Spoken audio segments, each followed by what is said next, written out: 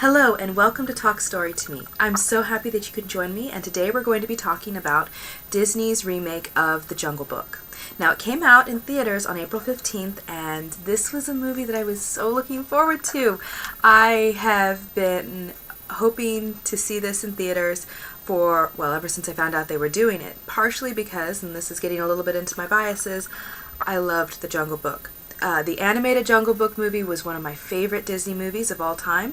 As a kid, to this day, you can almost assuredly make me smile by singing some of the songs from the Jungle Book. They are very special to me. And I also love the Jungle Book written by Rudyard Kipling, even though very, very different story, completely different. That was quite a shock when I actually read the Jungle Book after seeing the Disney version. The two they have some similarities, but oh my goodness, it's much darker and there's a lot more depth. Anyway, so this is a movie I was really looking forward to, and I was trying to keep my expectations in check because there's nothing worse than high expectations not being met.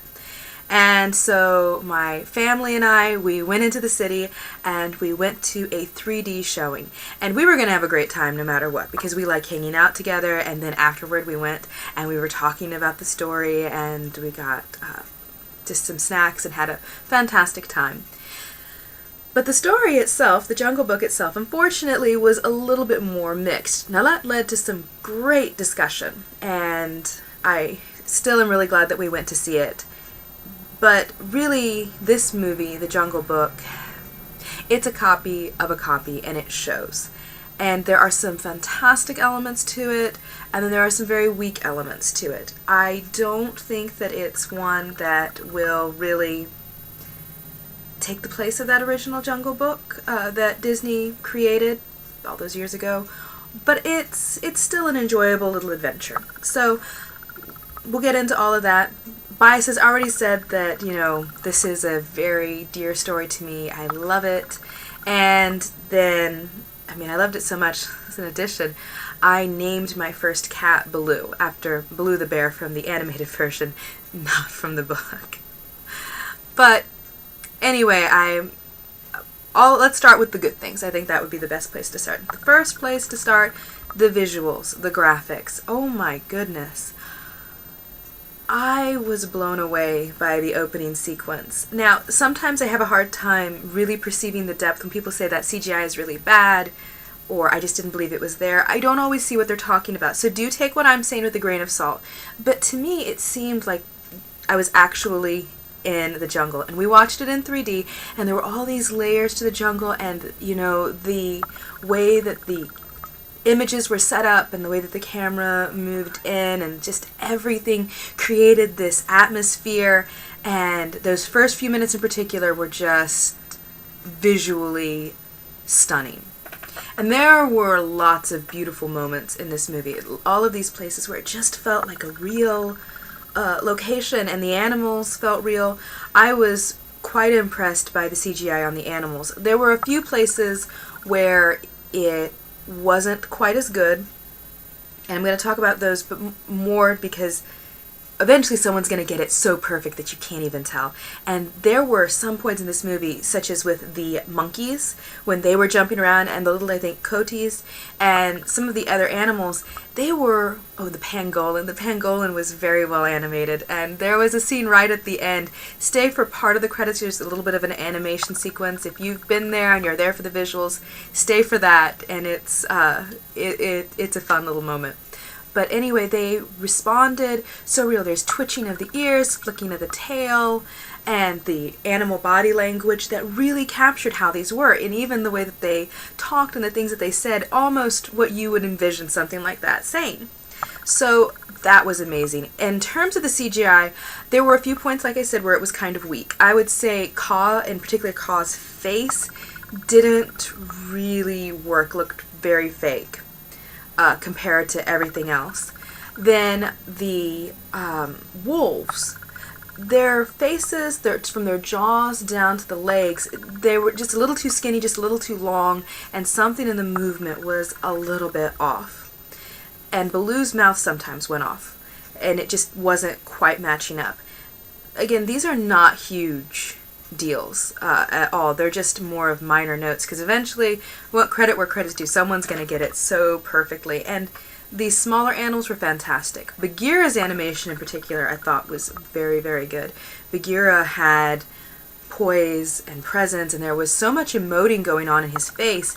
And, you know, he's a Black Panther, which means completely monochromatic, and yet they were still able to get all of this subtlety in there despite not having as visible of whiskers or, you know, as much contrast as Idris Elba's tiger.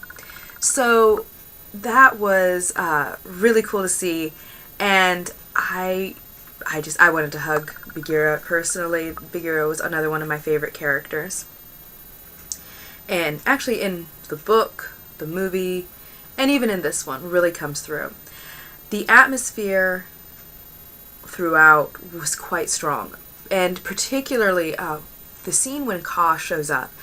That almost felt like a different world, and I loved the way that they subtly changed it, and it still feels like one coherent jungle.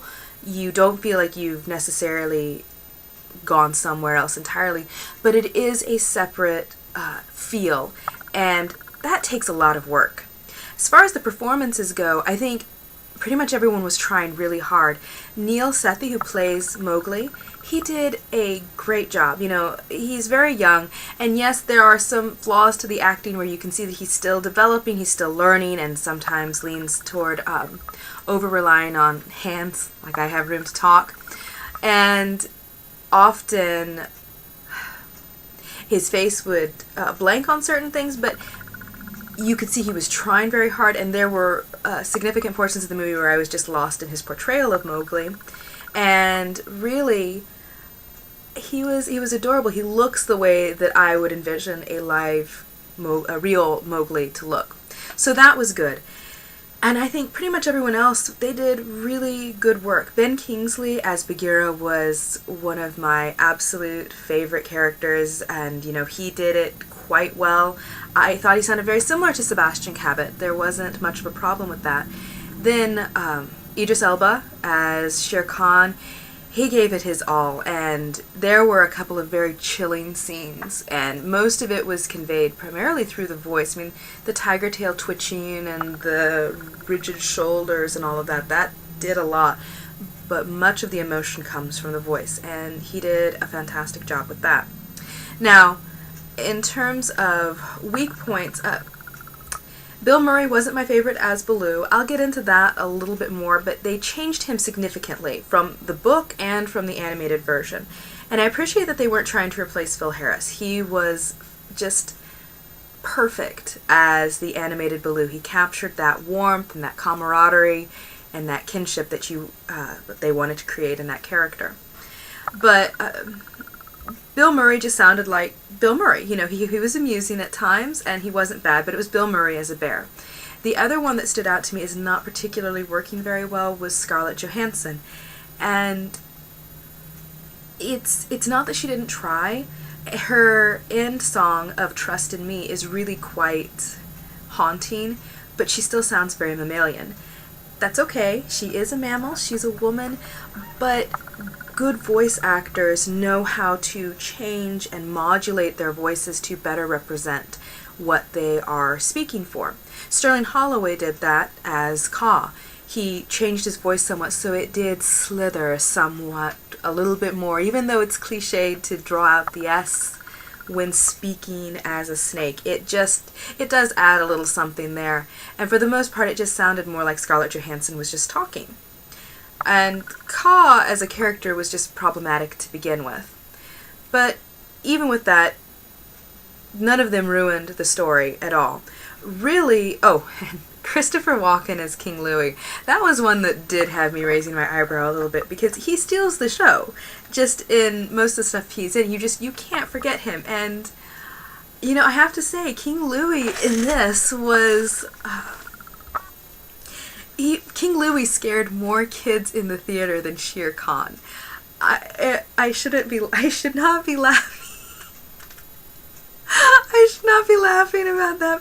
But the theater was packed with little kids, And there's this very disturbing scene with a cuckoo bird that Shere Khan is talking about. And I'm sitting there as an adult, and oh my goodness, this character he means business. And the kids aren't reacting at all. They're just sitting there just completely. There's this one kid in the back, she's kicking the back of my chair and her mom's trying to get her to stop.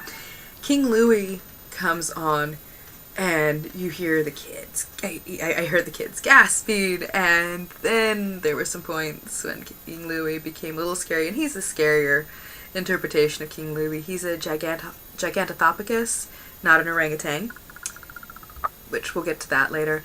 Anyway, these kids start screaming, and I'm thinking, we're not even at the end of the movie. We haven't hit the climax, and the kids are going to have nightmares of King Louie. That's fantastic. Anyway, just an interesting side note, Christopher Walken is probably one of the more distinctive parts from this, and part of that is because the tone is very different, the scenes don't completely fit, and now it's time to transition into the weaker portions of the story. The one thing I can tell from this is that Jon Favreau truly does love the Jungle Book. There was a lot of love and care put into this, but I think it also might have blinded it. See, there were elements in the story that were improvements of the original animated story, such as Mowgli deciding to take ownership and leave the wolf pack on his own. I thought that was a great choice. Unfortunately, they sort of lost a lot of his other motivation. At the end, they decide to not let him go back to the man village. Mowgli just ends up staying. In fact, he is, in this story, a character who is much more analogous to the typical inventor, dreamer who society just doesn't get, and the rest of the crowd, they're just, oh, why do you have to be so different? What's wrong with you? And there's this condemnation of his tricks, and he's regularly chastised for not following the way of the wolf. The law of the jungle from the original book is brought into this. And it was a clever idea, but part of the problem is both the animated Jungle Book and the Jungle Book story are essentially coming-of-age stories. Now, the Jungle Book itself, the written one, it's a series of short stories compiled, but this is a core element to it. And both the animated version and the written version address the fact that Mowgli is a man-cub living in the jungle, and he needs to learn how to be a man. He can only learn how to be a man, though, from other men. Well, and women, presumably. So he has to leave. Now, the Jungle Book itself, the written one, actually continues his journey on and provides a fairly, I'd say, nuanced perspective of this. See, he joins the man village, but he never leaves behind his gray brothers. Baloo and Bagheera make appearances. He returns to the jungle at times. There's a number of adventures. Fact is, it's very hard for him in the man village. He faces a number of challenges, just as he faced many challenges in the jungle itself. But there was more of a fusion of these two identities into his wholeness. Now, the animated Jungle Book, it just accepts that, it's important sometimes to move on. It's fun being in the jungle. It's fun being a little kid. But we do have to grow up. And I joke about not growing up. A lot of people do. But there is a certain element of responsibility that has to be taken. You can't just decide to always live in the jungle. The other problem with this is that Mowgli will have needs. They kind of avoid these, like by having him criticized for not following the way of the pack. They are very selective about what counts as following the way of the wolf and the way of the pack. For instance, he's criticized for throwing a coconut shell into the river and using that to drink. He's criticized for going high while being chased, and okay, yes, but then they let him eat fruit. Wolves don't eat fruit. They let him walk on two legs. Wolves do not walk on two legs. So it's very inconsistent, and then at the end we have this rousing, "We are the pack," and it's all of the animals up against Shere Khan, though they still fight him one-on-one for some reason. And it just feels very contrived, it's very forced. This story is plot-driven to the point that things are just happening because the plot demands it. And that makes it much less satisfying. So Mowgli doesn't have the same emotional connection with the characters. The animated Jungle Book, it meanders somewhat, but it's very character driven. For instance, one of the things that could have been really cool, and I thought was an interesting idea, is that they took Shere Khan, and it looked like they were going to make him a fusion of the animated version and the book. Very interesting idea, because those two characters are quite different. The animated version, Shere Khan is a thug, but he's very sophisticated and controlled, and he's vicious, and he doesn't even show up until I think about the last third of the movie. In the Jungle Book, the written version, the original, Shere Khan is a crippled tiger who most of the jungle scorns. He's a cattle eater, he is a man eater, and it's seen as being just disgusting. He is weak and despised. In fact, okay, the first story, if I'm getting it correct, I'm pretty sure Shere Khan shows up and he tries to get Mowgli. And if it's not Shere Khan, it's another predator, but I'm almost positive it is Shere Khan. And Rahkshi, who does make an appearance in this, Rahkshi comes bounding out and she leaps between this predator and little Mowgli and she says, "I am Rahkshi the demon and you will not touch this child." We don't get that from Rahkshi in this, but I won't digress into that too much. The point is, backs down. And most people would. A mother protecting a baby, you don't get in the way of that. That's not smart. Shere Khan in this one, instead of being crippled, he's blinded. Half of his face is marred, although it's a little hard to see how far the damage goes. I think one of his eyes is whited out and there's possibly some scarring, but there's naturally striping on a tiger face, so it's trickier to see. And it was an intriguing idea because it's bringing back the idea that he had a dealing with red flour and came out badly. But then he has, first I'll give him credit. I want to make sure I give him credit where it's due, because I don't want to say this movie's a complete failure. There were some good elements to it. Initially, Shere Khan shows up and he calls out the wolves for taking in Mowgli, and he threatens that when the rain comes back he's going to kill Mowgli. It's an intense scene. It's a very interesting one. It's setting up the law of the jungle and some of the dynamics. Then Mowgli ends up leaving, and Shere Khan walks right into the middle of the wolf's den. He kills Akela, the pack leader, and then essentially just holds the wolves hostage until Mowgli returns because he has heard that Akela is dead. Well, this was pretty problematic in my opinion because Shere Khan is described as a predator, a very fierce predator. He's someone who hunts and kills for sport, which is against the law of the jungle. Conservation is very key to the law of the jungle, and it didn't come up as much in this one, but in the book it was very important that a predator never take more than was his due. Here it's mentioned, and we see Shere Khan is a formidable hunter. So why would he take the wolves hostage? Why doesn't he go and hunt Mowgli? If they had actually decided to make him crippled like he was in the original and combine the personalities in that way, and he was a crippled tiger instead of just an obsessed tiger, that could have been a really cool explanation. I mean, there's still some shakiness there, but it would have been better. It would have made more sense. But like I said, and then, there's there's these ongoing problems that come along with that. For instance, the wolf pack. Now, animated version brings up, the strength of the pack is no match for the tiger. To an extent that's true, but odds really don't make a difference to most animals, and tigers don't get to just walk into a wolf pack den. This pack is one of the weakest wolf packs I've ever seen. Rahkshi is a very nurturing mother. Like I said in the book, she is fierce. She doesn't get a huge amount of screen time, but she is fierce and very protective. Here, she's gentle. I think we see her, we see a little bit, but not much from her. Not nearly what I expected. Her demeanor is, she's very gentle. You want to just, oh, I want to hug her. There's a scene where Mowgli hugs her and she looks like just very snuggly and soft. So it just, the pack lets him in and they let him bully them.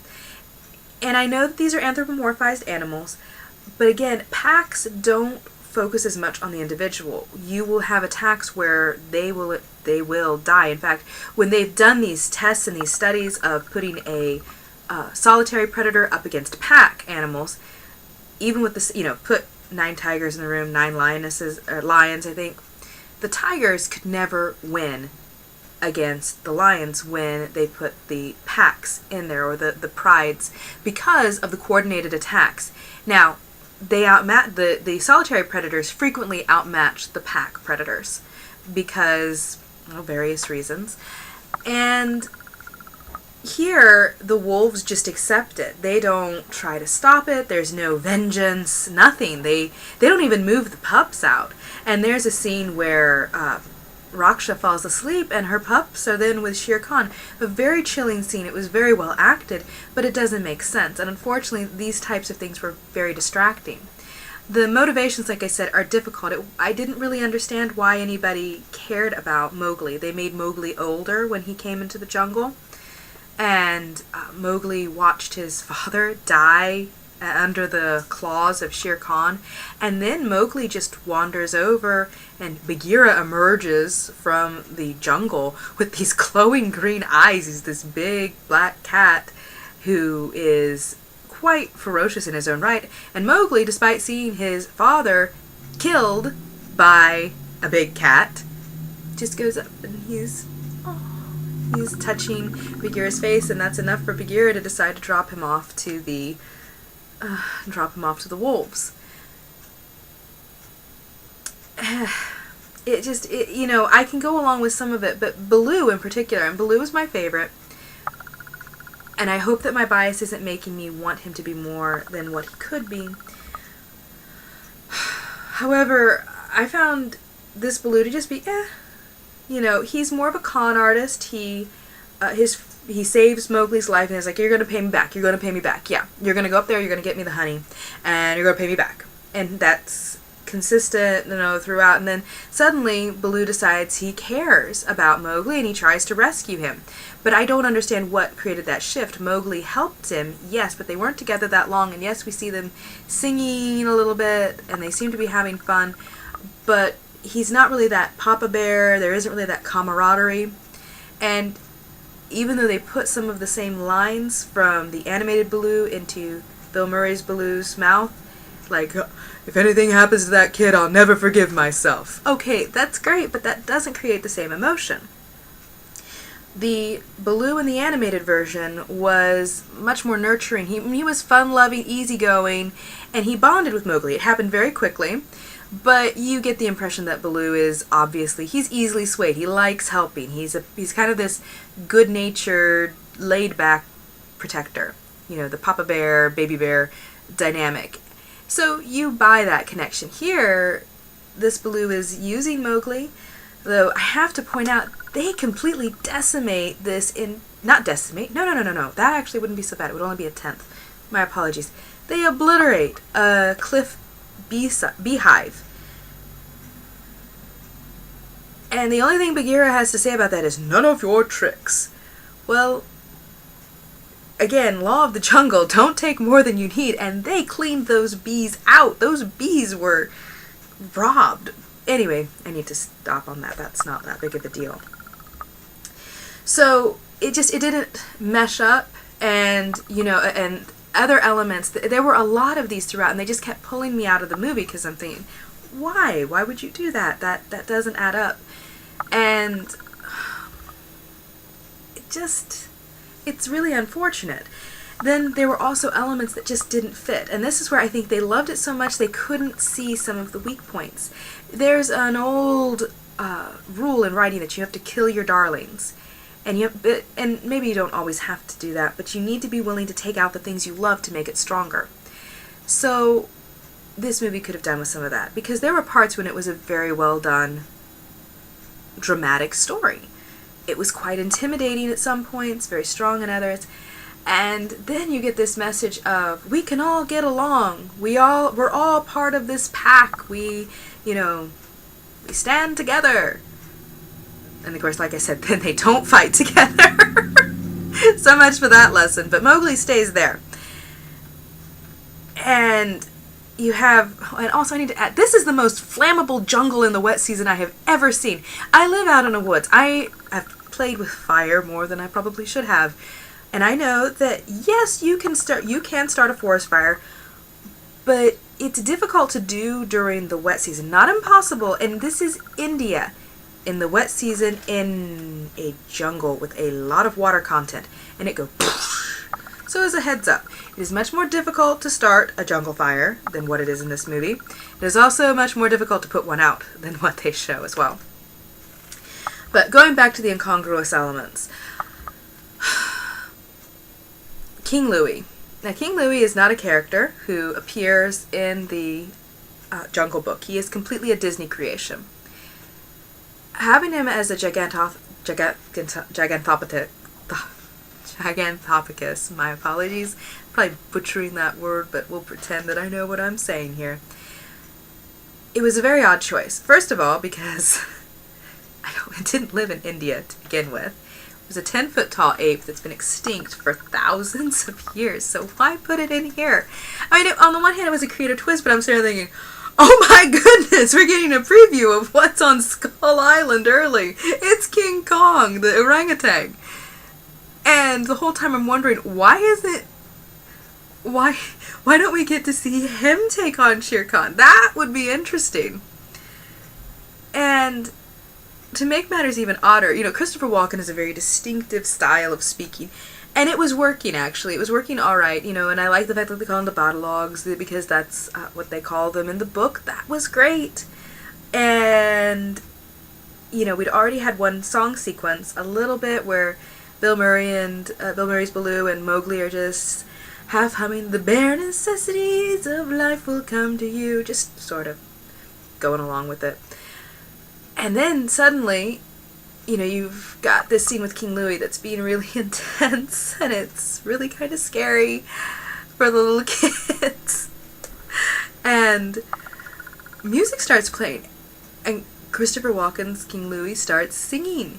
He starts singing, "I Want to Be Like You." I'm thinking, okay, if you want to do a musical, do a musical. But he's doing this like in this spoken word, similar to how Baloo and Mowgli earlier were singing it slightly off pace and just kind of goofing around with it.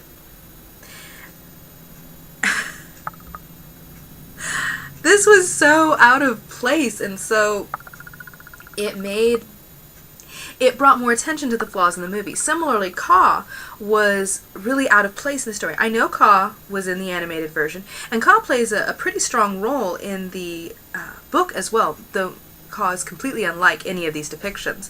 Kaa just drops in here quite literally to try to eat Mowgli, but not before she gives him his backstory in a nice, handy little hypnotic explanation. And then later on, Shere Khan gives him the same information, so there was really no reveal, no surprise. It's already been given to you before, and it was repetitive.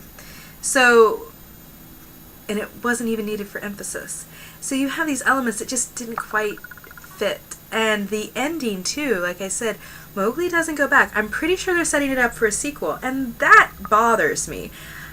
I want stories to be told because they're good and because they have something to say. This was an unnecessary decision to just cut it here. Oh, he's not going back to the man's village. Sorry, did you think that this story was going to involve that? Now, in fairness to them, the actual Jungle Book, again, there are multiple stories. There are so many things they could do with it. But it feels to me like they're just going to probably continue to milk this with the Disney remake style. I don't know. It's not that this movie was utterly unenjoyable. And I still find myself saying, take heed of the fact the story is not very good. The motivations are unclear. There are a lot of things that don't make sense in this. And if you start thinking about it, yes, I know they're talking animals. Even with that, even with this world they've set up, there are contradictions within it. And it felt like it was rushed in a way, and there just wasn't time to redo some of the things that needed to be done. Even so, if you go in recognizing that, it's a beautiful movie to watch. And maybe I'm getting soft as I'm getting older, but I'm finding, oh my goodness, it's gorgeous. Yeah, go ahead and check it out. You know, I think that kids will really like it. Again, King Louie is scary. Shere Khan, I guess maybe the kids were braced more for Shere Khan, because King Louie in the animated version, he's funny, he's likable. But ultimately, just bear that in mind. And I think you'll probably enjoy it just fine. They do stay for the credits. Just, you don't have to stay all the way through, but there's a very interesting little animation sequence that's kind of cute. And I loved the pangolin, and that was great. So, yeah, ultimately it's a very mixed bag. And this, for me, falls into the, I'm glad I saw it, but I'm probably not going to see it again. I'm not going to buy it. Whether, you know, if I have kids, whether I'd show it to them, yeah, maybe I'm more likely to put on the animated version. However, what I will add is, you know, Warner Brothers is doing a Jungle Book that's now been postponed till 2018, and there's lots of room for them to do a great story, and I'm really excited about that. I've heard it's going to be much closer to the original book, and I'd love to see that. Sorry, the camera cut out there for a moment. Anyway, so I'm really looking forward to seeing what Warner Brothers does. You know, the Disney version, it's a remake, and you know, I'm seeing this with a lot of remakes. Maybe I'll talk about it more later, but certain things that keep cropping up in remakes that just, if you're telling a story, please make sure that you make it make sense in the world you've created. Don't just put it in there because it's cool or because it looks good or because you just like it. Please make it work. So, alright, if you've seen it, what did you think of the movie? Did you enjoy anything in particular? And let's see, what was your favorite Disney movie? Or just movie period growing up? Thanks so much for watching. I'll talk to you later. Bye.